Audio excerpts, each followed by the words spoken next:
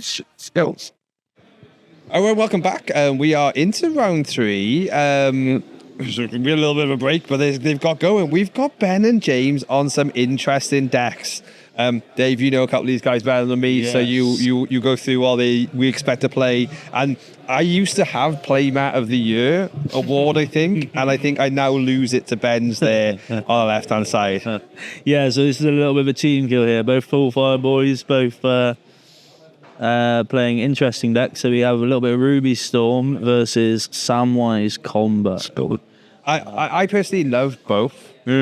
Yeah, we got Ben Shear. Ben Shear's on Storm. I love both these decks. You know, I love Samwise combo to pieces, and I wish it was more playable than it is. But again, some people win RTQs for this, right? And Shirt on his phone cheating. Well, yeah, Shirt, get off your phone. He's on. No, I think I'm pretty sure he's actually turning off the fact that he had the stream on to check, and now I started talking. He's like, "Oops, yeah, better go turn it off." So looks like we've got an online artist talent here. I'm not sure if it's leveled up.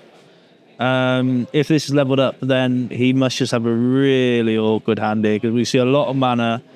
Do you ever really level them up, like as a Storm player? Like I've done it.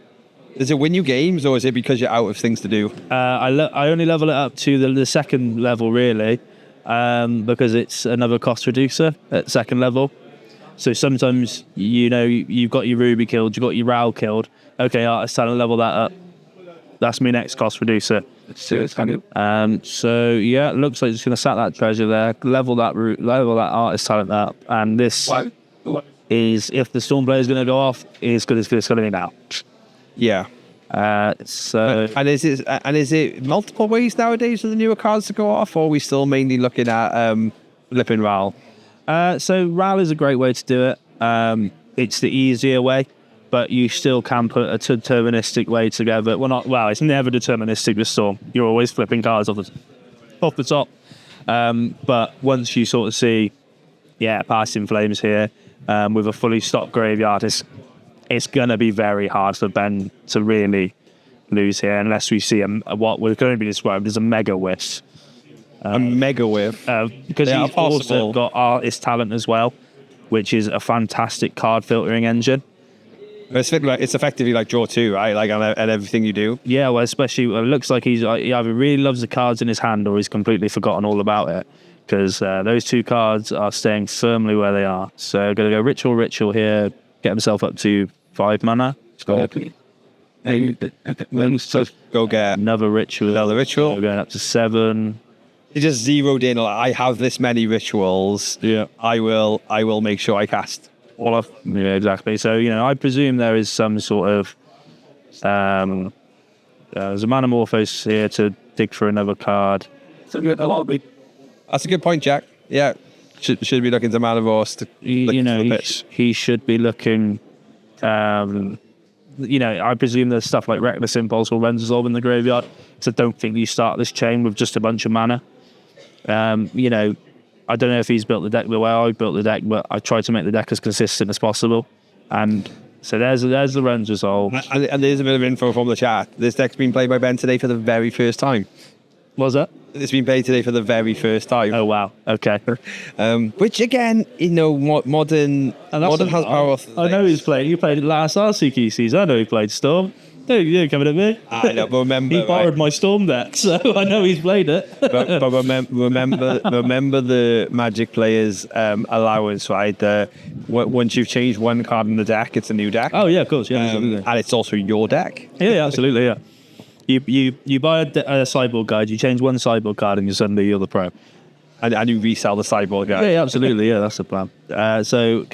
Looks like maybe not a lot of action here on Ben's side, and this was always the worry when your only cards going off were Manamorphose, and Ren's Resolve. That's only 4 looks, and we're just going to see a semi-big Grape Shot here. I'm not sure if it's a kill. It's an 11 Grape Shot by the looks of it. So, and he's got enough mana here by the looks of it. He can just go Flashback, Passing Flames, go Grape Shot again. Oh, so I was wondering why there was the 2 dice, but obviously it's Storm counter versus... he's chucking mana on his lands. Passing Flames. Redo Grape Shot. Grape Shot again. Kill you. Get a bit of mana while we're going, because why not? you never know what might happen. they might have, I don't know, whirlwind of denial or something, stop all the storm. Look, the man's on stream. He's showboating. Yeah. You got to take your victory lap with Storm when you get there. And I often say that when I'm playing Storm is I can kill you right now, but realistically I should set up to make this resilient. Yeah, and I'll just go. You can concede, but I will go through and make it resilient. If you want me to, I will win at this point at some point. Yeah, it's 100%. But is that playmat the last stuff? Yeah. I'm guessing. I think after this match, I've got a feeling this match isn't gonna be a long one. No, we're for a good time. We should definitely have Ben in and ask him about this playmat. I know it's something to do with his little team he has at Adonis MTG, but past that. I love really answer anymore. I love everything about that. Obviously, we'll just whilst the guys are sideboarding, just make a quick shout out. Obviously, Severn River Series partner, Full Fire TCG there on the right hand side. Got some of the widest stock of singles, packs, so all different TCGs around. You need to go check them out, and also especially if you are in that sort of Cotswolds area, it is probably the closest thing to the classic American style LGS that I can kind of even say exists. That isn't solely Pokemon, but you can get Pokemon. So and it is also perfectly situated just there right on the front of what is that in Gloucester? A dock? Docks, yeah. The docks, yeah, the Gloucester docks. It's always a great visit, and would always shout out. And I believe not the next, but the one after that is the next when we go back to Full Fire. So we have two events coming up. This not this Sunday after the 18th, we have a Team Trios event in the store. Which is going to be some great fun. And then the weekend after that, the 25th, I believe is the Sunday. Yes, it's the Sunday, because the 24th is in Bath. 24th is Bath, and the 25th is Full Fire. And, worst comes to worst, guys, if you come down and you owe free drop, there's Nando's nearby, Five Guys, there's plenty of food. In fact, Ben is a world record holder for small hands for a person of about 6 foot. Well, it's how much he can carry is what is the judge of the size of his hands, isn't it? Well, at the moment, judge a man by the size. At the moment, he seems to be carrying Storm to a 1-2 record. So. Yeah. So he's 1-0 at the moment. Game one for Storm, you're sitting pretty happy. Yeah, for sure. Unless you run into the nightmare matchup, but game one, you're happy. It's games 2 and 3 that are the real test of any Storm player. Yeah, for sure. It's the best of one deck syndrome, isn't it? Yes. Storm will always get you in best of one. Whilst they're shuffling up, we'll give a bit of an update of the players who are 2-0. So obviously we've seen Adam Bowers when they first came, they've also gone 2-0. We saw Josh go to 2-0. We saw Jose go to 2-0.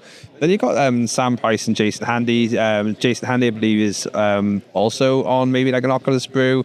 But only really shout out Sam Price because Sam is currently second in the standings. So we do have Francis in the field today who is first, but unfortunately Francis is currently at 0-2. Still time to get back into it.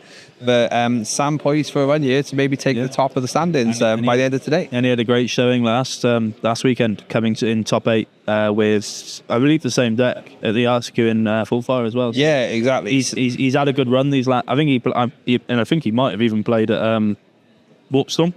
Yeah, the day before. So currently second in the overall standings. I think he got top 4 and then obviously top 8 with you. So consistency is great, and exactly. plenty of time to go yet. But we're going to obviously at the end of this round. Obviously, interestingly, we will have 1 3-0 pair against pair down. Yeah. So we'll sort of start to make it break as interesting as we go into our small fight. This is where these smaller RCQs and like 19 cut to top 8 is a very interesting number because we get some real weirdness happening. Well, someone will have to play, right? So if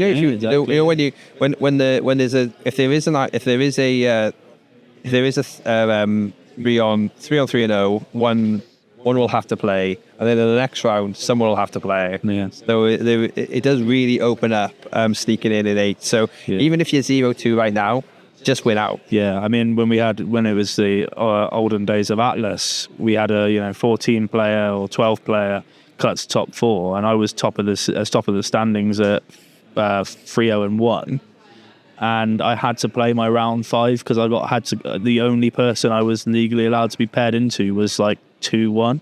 Wow. Or like, Okay. 1-1 or something like that. So we call our back. And it was Adam Bowers, funnily enough, and I'm not sure if he remembers the matchup, but he surgical my wish, and I killed him with Raoul Downtick and Gigantha beats. So Interesting. always can be done. Never count the Storm player out. So we're not necessarily filling because they're not playing interesting Magic. This is kind of what you do have with combo decks in the first couple of turns. Yeah. They are playing their mana, searching up their best pieces, and looking to set something up. Yeah. Just a reminder for people who don't necessarily know the Samwise combo, but that's a Wall of Roots, right? That is a Wall of Roots. Is that's stock for this deck? If you said, is this Yawgmoth, you would probably be forgiven. But it's not necessarily stock, but it's not a bad card. Because if you're leaning on Chord of Calling a little bit more like Yawgmoth is, then that essentially is like a soul ring for your Chord of Calling. Yeah, and obviously again we're talking about Yawgmoth, and look who pops up in chat jamming. Yeah. He heard his beers started burning. It started. The timer started ticking down, and Jamal knew it was his time to turn up. So it was like, someone say my name. He's the Joe Hendry of Yawgmoth players. Interesting food token. I love the little food token. That's an infinity food token, if I believe as well. I'll see Krabby Patty. It's a Krabby Patty. Oh my god! So he probably has a more expensive token than all this. Than 90% of the deck. Yeah, because it's all green. Jamal will tell you about playing Yawgmoth. Every set you have to look at the uncommons and commons in green, and go through the entire. Which one does the random sack outlet thing? This randomly combos with a card in my deck. Guess I better play it. So we've got looks like a Gilded Goose out, and Storm players just taking their time, getting set up. Yeah, and so you can interrupt this Samwise combo a Storm with just some removal, right? So because the sound, but you can and you can't. It depends on how many food tokens they have. So if they go off with more than one food token with the cats, then you're good. You just no. So if they go off with more than one, then you need removal spells equal to how many food tokens they have. Right. Because they can always respond and get the cat back by sacking another food in response. But also you could just drop down Ruby Medallion, Manamorphose into some answers and just storm off. Yeah. So and Ruby Medallion is probably the better one to go off with here, because you've got to be. There's no mana on the other side here, but you would be thinking about cards like Fatal Push and Dismember. Maybe less so Dismember, but again, it depends on how many good cards.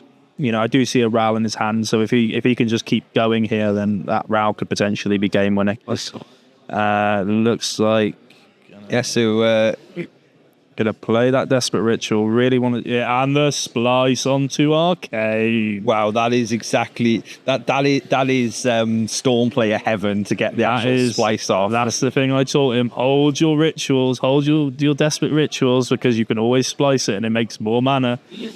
Splice in 2025, Jack. Yes, absolutely. You watch us see a reprint of it tonight in the Magic links.